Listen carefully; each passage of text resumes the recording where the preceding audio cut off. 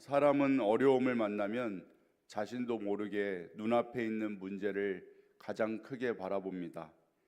문제가 커 보이면 두려움도 커지고 두려움이 커지면 하나님은 작게 느껴집니다. 이사야 33장은 아수르의 위협 앞에서 두려워하던 유다에게 주어진 말씀입니다.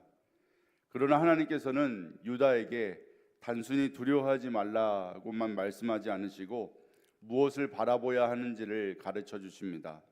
오늘 말씀을 통해서 우리가 무엇을 바라보아야 하는지 함께 나누기를 원합니다.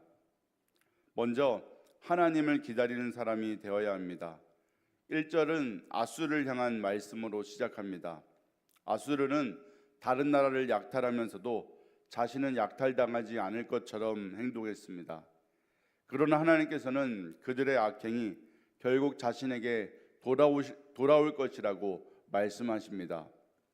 그런 상황에서 2절에 유다의 기도가 나옵니다. 여호와여 우리에게 은혜를 베푸소서. 우리가 주를 앙망하오니. 여기서 중요한 것은 앙망한다라는 말입니다. 하나님을 앙망한다는 것은 하나님을 바라보며 기다리는 것입니다. 그런데 여기서 우리가 눈여겨보아야 할 점은 하나님을 바라보며 기다리지만 아직 아무것도 해결되지 않았다는 것입니다. 그들이 원하는 아수르가 물러간 것도 아니고 그렇다고 유다가 강해진 것도 아닙니다. 그런 가운데 하나님을 바라보는 것입니다. 상황이 바뀌지 않았지만 하나님을 바라볼 수 있는 것이 바로 믿음입니다. 우리는 문제가 해결되면 하나님을 신뢰하기 쉽습니다.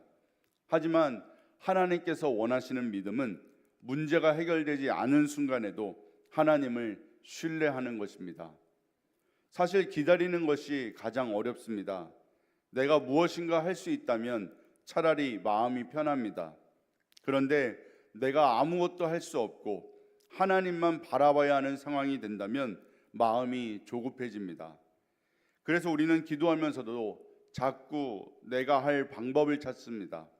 하나님께 맡겼다고 하면서도 다시 걱정합니다. 그런데 5절은 말씀합니다. 여호와께서는 지극히 존귀하시니. 그리고 6절에서는 하나님께서 우리의 평안이 되신다고 말씀합니다.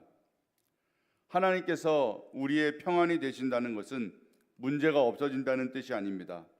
문제가 있어도 하나님 때문에 무너지지 않는 것입니다. 저는 이 말씀을 묵상하면서 이런 생각을 하게 됩니다. 내가 평안을 잃게 되는 이유는 문제가 너무 커서가 아니라 때로는 문제를 하나님보다 크게 바라보고 있기 때문이 아닐까. 그래서 하나님께서 우리에게 가장 먼저 요구하시는 것은 문제를 해결할 능력이 아니라 하나님을 바라보는 믿음입니다. 그리고 하나님을 기다리는 사람은 한 가지를 더 배우게 됩니다. 하나님은 내가 보지 못하는 순간에도 일하신다는 것입니다.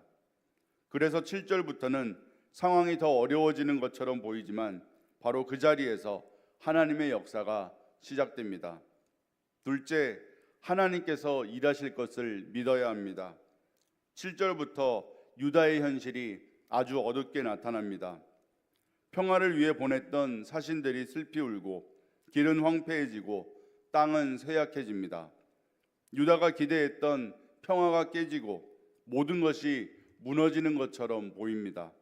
그런데 10절에서 하나님께서 갑자기 말씀하십니다.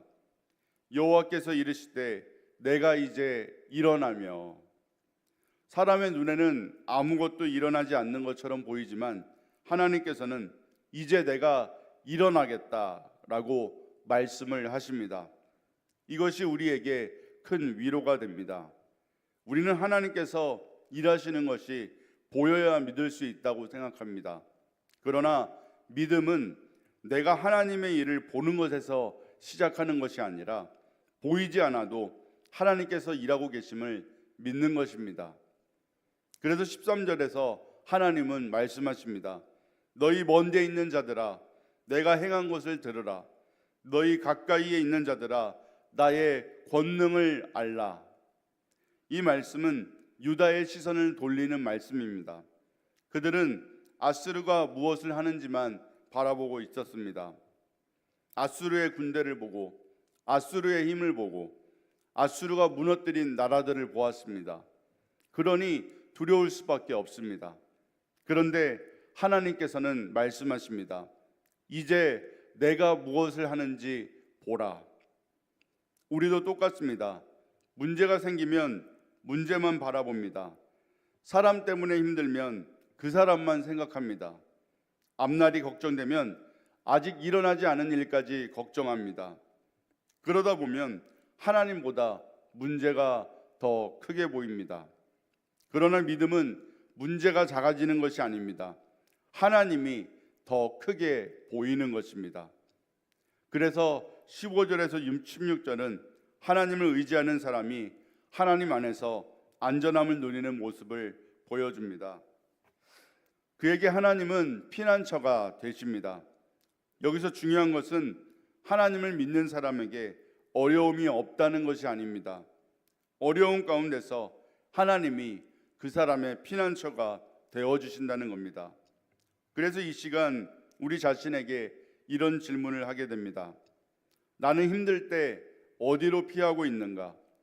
내 방법으로 먼저 해결하려 하는가? 사람에게 먼저 기대는가? 아니면 하나님께 먼저 피하는가? 이것을 깨닫게 되면 우리의 시선이 조금씩 달라집니다.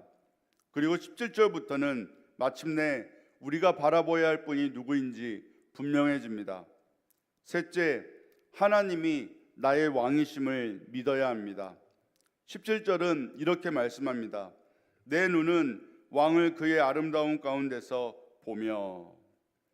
처음에는 아수르가 보였습니다. 그 다음에는 무너지는 현실이 보였습니다. 그런데 이제는 왕이 보입니다. 그리고 22절에서 그 왕이 누구인지 분명히 선언합니다. 대저 여호와는 우리 재판장이시요 여호와는 우리에게 율법을 세우신 이요 여호와는 우리의 왕이시니 그가 우리를 구원하실 것임이라. 이것이 이사야 33장의 결론입니다. 여호와가 우리의 왕이십니다. 유다가 아수르를 두려워했던 것은 아수르가 강했기 때문입니다.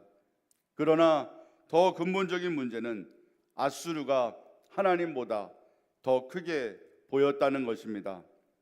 그래서 하나님께서는 그들의 눈을 다시 하나님께로 돌리십니다. 우리도 하나님을 믿으면서 자꾸 내가 내 인생의 왕이 되려고 합니다. 내가 결정하고 내가 통제하고 내가 미래를 만들어야 한다고 생각합니다. 그러니 계획대로 되지 않으면 불안한 것입니다. 그런데 하나님이 나의 왕이라는 사실을 인정하면 달라집니다. 하나님, 저는 모르지만 하나님은 아십니다. 저는 할 수 없지만 하나님은 하실 수 있습니다. 제가 미래를 알지 못하지만 하나님은 제 미래를 알고 계십니다. 이것이 하나님께 삶의 주권을 맡기는 믿음입니다. 그리고 24절은 놀라운 말씀으로 끝납니다. 그 거주민은 내가 병들었노라 하지 아니할 것이라. 거기에 사는 백성이 사죄함을 받으리라. 하나님의 구원은 단순히 아수르의 공격에서 벗어나는 것이 아닙니다. 가장 근본적인 구원은 죄를 용서받고 하나님과의 관계가 회복되는 것입니다. 우리는 문제가 해결되면 행복할 것이라고 생각하지만 하나님께서 주시는 가장 큰 복은 문제가 하나도 없는 삶이 아닙니다. 하나님이 나의 왕이 되어주시는 삶입니다. 이사야 33장의 흐름을 보면 유다의 시선이 계속 바뀝니다. 처음에는 아수르를 바라보았습니다. 그래서 두려웠습니다. 그러나 하나님을 앙망하기 시작합니다. 우리가 주를 앙망하오니. 그리고 모든 것이 무너진 것 같은 순간에 하나님께서 말씀하십니다. 내가 이제 일어나겠다. 마침내 그들의 눈은 아수르가 아닌 왕이신 하나님을 바라보게 됩니다. 그래서 오늘 말씀은 우리에게 묻습니다. 지금 당신의 눈에는 무엇이 가장 크게 보입니까? 문제가 가장 크게 보입니까? 사람이 가장 크게 보입니까? 앞날의 불안이 크게 보입니까? 아니면 하나님이 가장 크게 보입니까? 저는 이 말씀을 묵상하면서 이것을 깨닫습니다. 문제가 우리를 무너뜨리는 것이 아니라 문제를 하나님보다 크게 바라볼 때 우리의 마음이 무너지는 것입니다. 그러므로 오늘도 우리의 눈을 하나님께로 돌립시다. 내가 해결하지 못하는 것은 하나님께 맡기고, 내가 알지 못하는 미래를 하나님께 맡기고, 내가 통제하려 했던 삶의 주권을 하나님께 돌려드립시다. 그리고 이 고백을 마음에 품고 살아가기를 바랍니다. 여호와는 나의 왕이시니 그가 나를 구원하실 것입니다. 오늘도 하나님을 기다리고 하나님께서 일하심을 믿으며 왕 되신 하나님을 바라보는 저와 여러분이 되기를 바랍니다. 이 시간 말씀을 생각하며 함께 기도하겠습니다.